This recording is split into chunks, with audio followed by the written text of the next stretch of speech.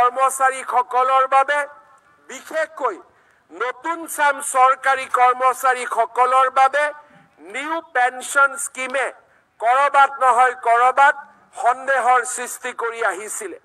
এই বছৰ 1 এপ্ৰিলৰ পৰা আমি আমাৰ অসমৰ চৰকাৰী কৰ্মচাৰীসকলৰ বাবে নিউ পেনশন স্কিমৰ সামৰণি মাৰি United pension scheme UPS scheme আমি আৰম্ভ কৰিব বিচাৰিছো, যাৰ জৰিয়তে 25 বছৰ কাম কৰা চৰকাৰী কৰ্মচাৰীসকলে নিশ্চিতভাৱে তেওঁলোকে 50% চাকৰি কালৰ দৰমহা 50% ডিয়াৰনেছ এলাউন্সৰ সৈতে লাভ কৰিবলৈ সক্ষম হ'ব।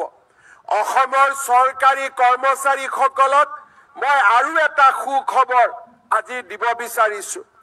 2005 চনৰ আগতে যিসকলৰ নিযুক্তিৰ প্ৰক্ৰিয়া আৰম্ভ হৈছিল, কিবা কাৰণত নিযুক্তিৰ প্ৰক্ৰিয়া 2005লৈ গুচি গ'ল, তেওঁলোকে ওল্ড পেনশন স্কিমৰ জাগাত নিউ পেনশন স্কিমৰ অন্তৰ্ভুক্ত হ'বলগীয়া হৈছিল।